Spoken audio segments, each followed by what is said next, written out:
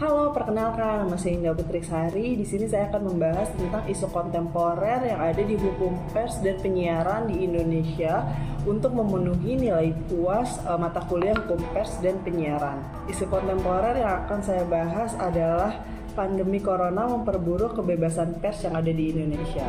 Sebelum memasuki inti pembahasan, saya akan menjelaskan terlebih dahulu apa itu isu kontemporer.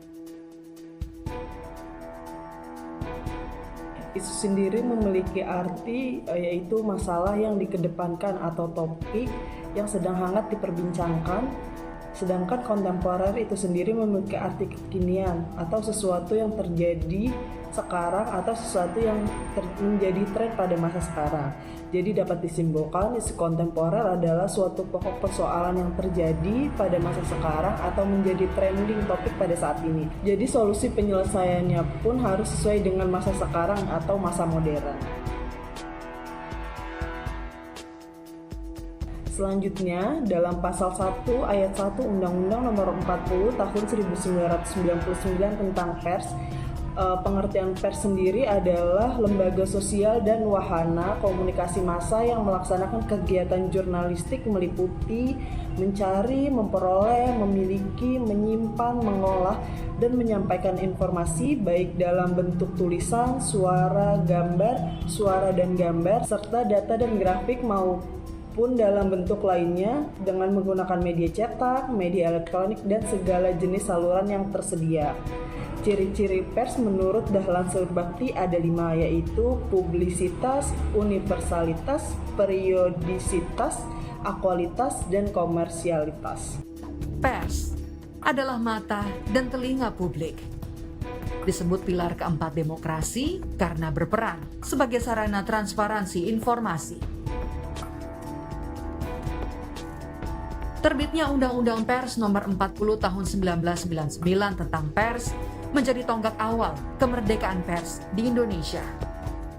Isinya menyebutkan wartawan mendapat perlindungan hukum dalam mencari, memperoleh, dan menyebarluaskan gagasan serta informasi. Kemudian kita reformasi tahun 98 dan setelah itu lahirlah yang namanya alam demokrasi di Indonesia. Pada saat itu Indonesia itu dianggap negara yang kebebasan persnya, kebebasan ekspresinya itu paling bagus. Paling bagus setelah reformasi.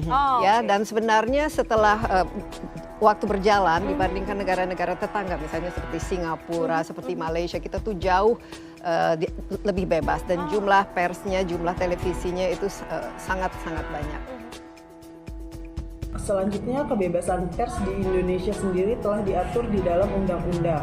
Ada 2 undang-undang yang mengatur kebebasan pers, yaitu pertama Undang-Undang Republik Indonesia Nomor 40 Tahun 1999 tentang pers, dan undang-undang yang kedua yaitu Undang-Undang Republik Indonesia Nomor 32 Tahun 2002 tentang penyiaran. Pengertian kebebasan pers telah diatur di dalam Undang-Undang Nomor 40 Tahun 1999 di dalam pasal 2 yang berbunyi kemerdekaan pers adalah salah satu wujud kedaulatan rakyat yang berdasarkan prinsip-prinsip demokrasi, keadilan, dan supremasi hukum. Pada pasal 4 ayat 1 dan 2 Undang-Undang Nomor 40 Tahun 1999 tentang pers menjelaskan bahwa kemerdekaan pers dijamin sebagai hak asasi warga negara dan pers nasional tidak dikenakan penyensoran, pemberedelan, dan pelanggaran penyiaran. Jadi haknya di sini. Pers itu memiliki kemerdekaan, pers dijamin sebagai hak asasi manusia, hak asasi warga negara. Jadi hak pers adalah dijamin, nanti kita masuk dalam undang-undangnya sebagai hak warga negara yang memiliki hak untuk mengeluarkan pendapat. Kemudian hak mencari, memperoleh, dan menyebarluaskan gagasan dan informasi. Jadi pers ini memiliki hak untuk mencari, memperoleh, dan menyebarkan peristiwa-peristiwa yang terjadi dan kemudian menginformasikan. Kemudian haknya terhadap pers nasional tidak dikenakan penyensoran, pemberedelan, atau pelanggaran penyiaran. Jadi kalau pers sudah memiliki informasi, kemudian akan menyampaikannya, maka tidak dikenakan penyensoran atau pemberedelan atau pemutusan daripada perusahaan gitu ya. Berikutnya memiliki hak tolak dalam mempertanggungjawabkan pemberitaan di depan umum. hak tolak dalam mempertanggungjawabkan pemberitaan di depan umum. Jadi kalau misalnya pers itu sudah menyampaikan informasi-informasi, kemudian misalnya ada yang meminta konfirmasi, bisa saja pers itu untuk memiliki hak tolak dalam mempertanggungjawabkan pemberitaan di depan umum.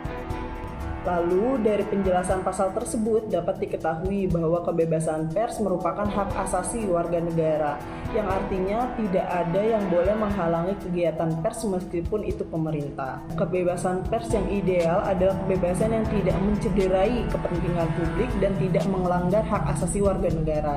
Meskipun begitu, kebebasan pers bukanlah tanpa batas. Kebebasan pers tetap dibatasi agar tidak melanggar ketentuan hak asasi manusia. Kebebasan pers di Indonesia harus dilaksanakan sesuai dengan etika jurnalisme. Sementara itu, ketika kebebasan pers merupakan bagian yang tak terpisahkan dari kebebasan berekspresi dan demokrasi, maka kebebasan pers haruslah memajukan dan mencerdaskan kehidupan bangsa. Seperti yang kita tahu, pandemi COVID-19 yang melanda seluruh dunia sudah sangat mempengaruhi berbagai aspek. Hal ini juga berdampak pada nasib pers di tengah pandemi. Pandemi membangun batasan dalam berinteraksi tak terkecuali bagi jurnalis. Dalam bencana lain seperti banjir, gempa bumi, hingga tsunami, jurnalis relatif masih bebas bergerak di lapangan untuk mengumpulkan data. Di tengah pandemi virus corona, sebagian besar kebebasan itu terenggut.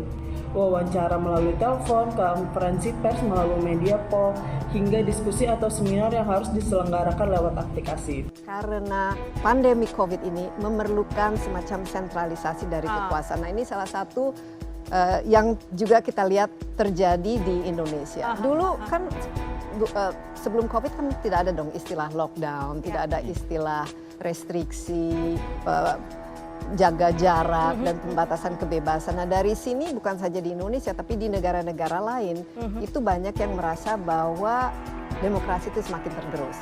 Jadi trennya itu seperti demikian. LSM internasional yang memperjuangkan kebebasan pers yaitu Reporters Without Borders merilis data yang menunjukkan indeks kebebasan pers Indonesia tahun 2020 menempati peringkat 119 dunia dengan skor 36,82%. Di level Asia Tenggara, posisi Indonesia jauh di bawah Timor Leste yang berada di peringkat 78 dunia dan juga Malaysia yang berada di peringkat 101 dunia. Pandemi COVID-19 membuat insan pers menghadapi dilema. Di satu sisi, pers dibutuhkan di masa pandemi untuk mengedukasi publik sekaligus menjalankan fungsi kontrol sosial terhadap pemerintah. Tetapi di sisi lain banyak insan pers yang harus mengalami pemutusan hubungan kerja, penutupan media, dan pengurangan kesejahteraan. Hasil survei ICGR dan LBH Pers yang dilakukan terhadap 125 wartawan yang ada di Indonesia sebagai responden menunjukkan 16% di antara mereka mengaku mengalami serangan digital selama pandemi, di mana 45%-nya merupakan serangan terkait berita COVID-19. Kemudian sebanyak 16% di antara mereka juga mengaku mengalami serangan non-fisik di masa pandemi, di mana 60%-nya terkait berita COVID-19. Di dalam sebuah penelitian yang dilakukan oleh tim peneliti ICGR, LBH Pers, dan IGRS yang berjudul Penelitian Situasi Kebebasan Pers, Keselamatan Jurnalis, dan Pemenuhan Hak-Hak Ketenagakerjaan selama masa pandemi. Dalam pandemi COVID-19 saat ini, situasi kebebasan pers masih memberikan beberapa catatan buruk yang perlu mendapatkan perhatian. Praktik penyensoran masih terjadi selama pandemi COVID-19 di Indonesia. Bahkan penyensoran yang terjadi terkait dengan pemberitaan mengenai situasi pandemi COVID-19. Belum lagi perusahaan pers juga masih mendapatkan ancaman hukum akibat pemberitaan selama masa pandemi COVID-19. Laporan kepada kepolisian juga menjadi salah satu bentuk ancaman hukum yang paling banyak dijumpai selama situasi pandemi COVID-19. Hal ini jelas masih menunjukkan bahwa ketika terjadi suatu sengketa produk jurnalistik, mekanisme ancaman pidana yang represif masih menjadi pilihan bagi kalangan tertentu. Situasi pemenuhan hak ketenagakerjaan jurnalis juga menyertakan catatan merah dalam kondisi pandemi COVID-19 saat ini. Mayoritas jurnalis tetap bekerja secara penuh dengan risiko terpapar COVID-19. Tidak sedikit juga jurnalis yang mengalami pemotongan atau penundaan upah maupun tunjangan, hingga ada juga yang tidak dibayarkan. Bahkan, ada juga yang mengalami pemutusan hubungan kerja dengan alasan force majeure.